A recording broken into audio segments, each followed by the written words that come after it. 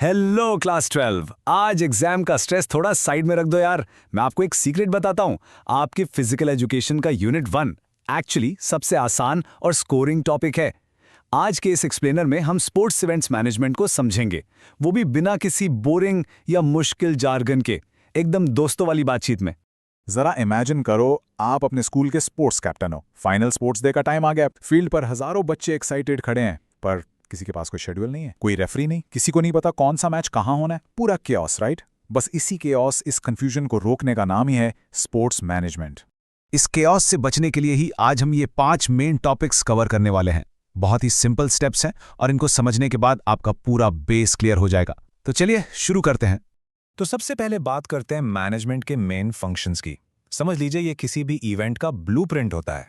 जैसे आप किसी दोस्त की सरप्राइज बर्थडे पार्टी प्लान करते हो ना, बिल्कुल वैसे ही यहां भी 5 गोल्डन स्टेप्स होते हैं। पहला, प्लानिंग, मतलब क्या करना है उसका एक क्लियर रोड मैप बनाना। दूसरा है ऑर्गेनाइजिंग, जहां हम रिसोर्सेज और काम को ठीक से असाइन करते हैं। तीसरा, स्टाफिंग, क्योंकि सही काम के लिए सही इंसान चुनना पड़ता है। चौथा स्टेप है डायरेक्टिंग, जहां एज अ लीडर आप अपनी टीम को गाइड करते हो। और आखिरी है कंट्रोलिंग, जहां आप इवेंट के टाइम सब कुछ मॉनिटर करते हो और अगर कोई प्रॉब्लम आए तो उसे तुरंत सॉल्व करते हो। ये 5 स्टेप्स फॉलो कर लिए तो आपका इवेंट एकदम परफेक्ट होगा। अब प्लानिंग तो हो गई, पर अकेले थोड़ी ना सब कर लोगे। यहां एंट्री होती है आपकी ड्रीम टीम की, यानी अलग अलग कमिटीज की। सबसे पहले बात करते हैं टेक्निकल कमेटी की। ये लोग पूरे कंपटीशन का ब्रेन होते हैं। इवेंट शुरू होने से पहले मैच के शेड्यूल्स बनाना और रूल्स सेट करना इनका काम है। इवेंट के दौरान अगर ग्राउंड पर कोई लड़ाई या डिस्प्यूट हो जाए तो उसे सॉल्व करना भी इन्हीं की जिम्मेदारी है। और इवेंट खत्म होने के बाद ऑफिशियल रिजल्ट्स को फाइनल यही लोग करते हैं। और अगर टेक्निकल टीम इवेंट का ब्रेन है तो ग्राउंड और इक्विपमेंट टीम को आप इवेंट का मसल बोल सकते हो। फील्ड पर लाइन मारना, नेट्स लगाना, बॉल्स और बैट्स रेडी रखना, ये सब यही देखते हैं। इनके बिना तो प्रैक्टिकली कोई मैच शुरू ही नहीं हो सकता। और आखिर में जब सब घर चले जाते हैं, सारा सामान गिनकर वापस रखना भी इन्हीं का काम है। चलो अब थोड़ा सा लॉजिक लगाते हैं और बात करते हैं टूर्नामेंट्स और उनके फिक्सचर्स बनाने की। इसमें एक टर्म आपको बार बार सुनने को मिलेगा और आपके बोर्ड एग्जाम्स में पक्का पूछा जाता है, वो है बाय। बाय का सिंपल सा मतलब है फ्री पास। जब टूर्नामेंट में टीम्स का नंबर परफेक्ट मल्टीपल में नहीं होता, जैसे 2, 4, 8 या 16, तो कुछ टीम्स को फर्स्ट राउंड खेलने की जरूरत नहीं पड़ती। उन्हें डायरेक्ट सेकेंड राउंड में एंट्री मिल जाती है। बस इतना याद रखना, बाय इक्वल्स फ्री पास। एक और ट्रिक होती है जिसे कहते हैं सीडिंग। अब सोचो, टूर्नामेंट की 2 सबसे बेस्ट टीम्स पहले ही मैच में आपस में भिड़ जाएं तो क्या होगा? एक अच्छी टीम बाहर हो जाएगी और आगे का टूर्नामेंट बोरिंग हो जाएगा। इसलिए सीडिंग का यूज करके स्ट्रॉन्ग टीम्स को शुरू में एक दूसरे से दूर रखा जाता है, ताकि वो सीधा सेमीफाइनल्स या फाइनल्स में टकराएं और टूर्नामेंट में एक्साइटमेंट बनी रहे।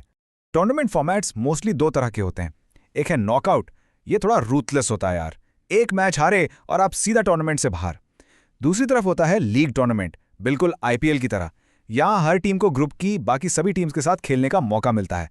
इसमें आपको अपने आप को प्रूव करने के ज्यादा चांसेस मिलते हैं। इसलिए सच में जो बेस्ट टीम होती है वही जीतती है। और हाँ, एग्जाम में कैलकुलेशन क्वेश्चंस के लिए ना बस एक सिंपल सी ट्रिक याद रखना, n-1। अगर क्वेश्चन आए कि एक सिंगल नॉकआउट टूर्नामेंट में टोटल कितने मैचेस होंगे, तो बस ये फॉर्मूला लगाना। यहां n का मतलब है टोटल नंबर ऑफ टीम्स। तो अगर 15 टीम्स हैं तो 15 - 1 = 14 मैचेस। एकदम आसान और फुल मार्क्स पक्के। अब इवेंट बड़ा है या छोटा, ये इस बात से डिसाइड होता है कि स्पोर्ट्स स्कूल के अंदर खेले जा रहे हैं या बाहर। इन दोनों फॉर्मेट्स में डिफरेंस याद रखने का एक सिंपल तरीका इनके लैटिन नाम में ही छुपा है। इंट्रा का मतलब होता है अंदर और मुरल मतलब दीवार। जो गेम्स आपके स्कूल की 4 दीवारी के अंदर खेले जाएं, जैसे आपके इंटर हाउस मैचेस, वो इंट्राम्यूरल हैं। और एक्स्ट्रा मतलब बाहर। जब आपके स्कूल की बेस्ट टीम किसी डिस्ट्रिक्ट या स्टेट लेवल टूर्नामेंट में बाहर जाके खेले तो वो एक्स्ट्राम्यूरल कहलाता है।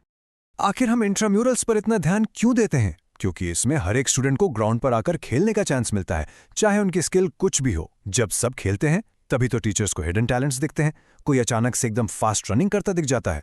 और सबसे बड़ी बात, ये बच्चों की एक्स्ट्रा एनर्जी को एक हेल्दी तरीके से चैनल करता है और टीम वर्क सिखाता है। पर देखो, स्पोर्ट्स सिर्फ स्कूल के ग्राउंड तक ही लिमिटेड नहीं है, इसकी पिक्चर बहुत बड़ी है। रियल वर्ल्ड में बहुत सारे कम्युनिटी स्पोर्ट्स प्रोग्राम्स चलते हैं, जैसे मास पार्टिसिपेशन के लिए स्पोर्ट्स डे होता है। और याद रखना, इंडिया में नेशनल स्पोर्ट्स डे 29 अगस्त को अपने legendary hockey player major Dhyanchand ji के सम्मान में मनाया जाता है। इसके अलावा लोगों को फिट रखने के लिए हेल्थ रन्स, स्ट्रेस दूर करने के लिए रन फॉर फन और किसी चैरिटी या सोशल इशू के लिए run for specific causes organize किए जाते हैं। इन सारे इवेंट्स में एक बहुत खास होता है और वो है रन फॉर यूनिटी। ये दौड़ किसी मेडल या फिटनेस के लिए नहीं होती। ये ऐसी दौड़ है जो देश में भाईचारा और पैट्रियोटिज्म बढ़ाने के लिए की जाती है। जब अलग अलग स्टेट्स, रिलीजन्स और बैकग्राउंड्स के लोग एक साथ कदम से कदम मिलाकर दौड़ते हैं तो वो सच में पूरे देश को जोड़ने का काम करता है। और जब हम सच में सबको इन्वॉल्व करने की बात करते हैं ना, तो स्पेशल ओलंपिक्स की ये ओथ हमें कभी नहीं भूलनी चाहिए।